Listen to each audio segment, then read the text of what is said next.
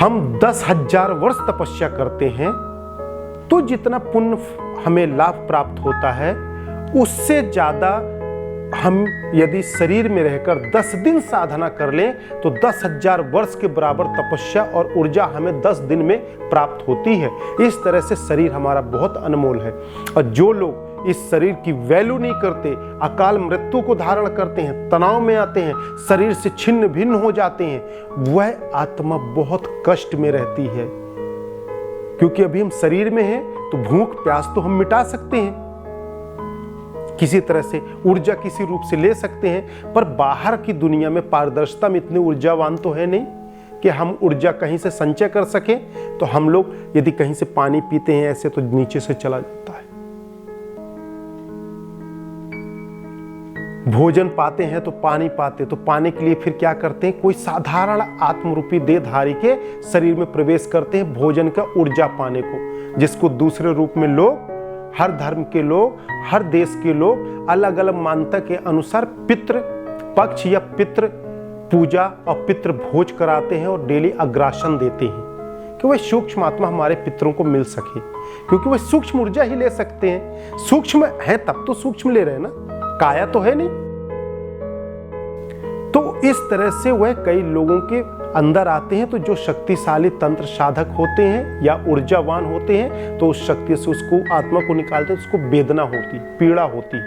और साधारण प्राणी एक आत्मा का भार तो सह नहीं पा रहा, यह शरीर, और दूसरी आत्मा प्रवेश कर तो उसको बुखार या उसके शरीर का मूवमेंट अलग अलग रूप में होता है, जिसे कहते हैं कि प्रेत लग गया, भूत लग गया, पिशाच लग गया, तरह तरह के नाम से संबोधित करते हैं। वही दरअसल में अपनी ऊर्जा लेने के लिए आता है, भूख मिटाने के लिए आता है, वह परेशान करने के लिए नहीं आती, परंतु वह इतना हावी होते हैं कि साधारण शरीर दे उसे संभाल नहीं पाता और उसका क्रिया रिजल्ट इस प्रकार होता है। बहुत कष्ट होता है इस दुनिया के बाहर अकाल मृत्यु वालों को, इसलिए हमें नियंत्रण बना के रखना चाहिए। यह शरीर हमारा बहुत अनमोल है। हर पल को समझे, हर पल को आनंद में रहें, प्रेजेंट को जिए, हंसें, खुशी रहें, खुशियों को बांटें, प्रसन्नचित रहें। कोई भी संसारिक असफलता मिले तनाव में मत आए, क्योंकि आपने उसको प्राप्ति नहीं किया था तो दूर कहां गया। भाई आपने प्राप्त तो किया नहीं तो दूरियां तो बढ़ी नहीं, तो फिर किस बात का तनाव।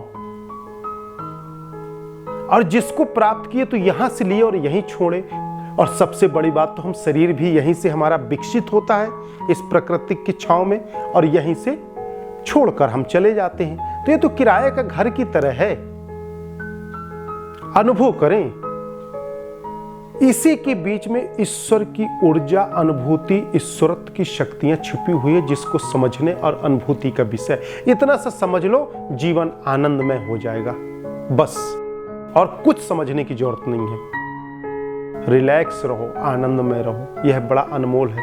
यदि हम इतने बुद्धिजीवी ज्ञान कोश के होते हुए हम यदि नहीं समझ पा रहे, तो हमसे अच्छे तो पशु पक्षी हैं जो 24 घंटे प्रकृति की तरह नियत समय के अनुसार कार्य करते हैं और आनंद में रहते हैं।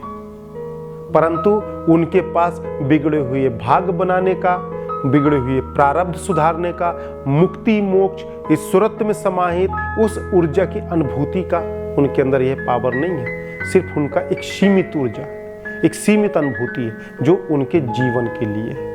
पर हम जीवन के पार, जीवन के अंदर, जीवन के प्रारब्ध सब कुछ देख सकते। Everything is possible in this body, in this internal power. I am connect the supreme soul, supreme power, supreme God, infinite energy in our body. आप महसूस करें, आनंद में रहेंगे। इन शब्दों के साथ आप समझें और आनंद में रहें।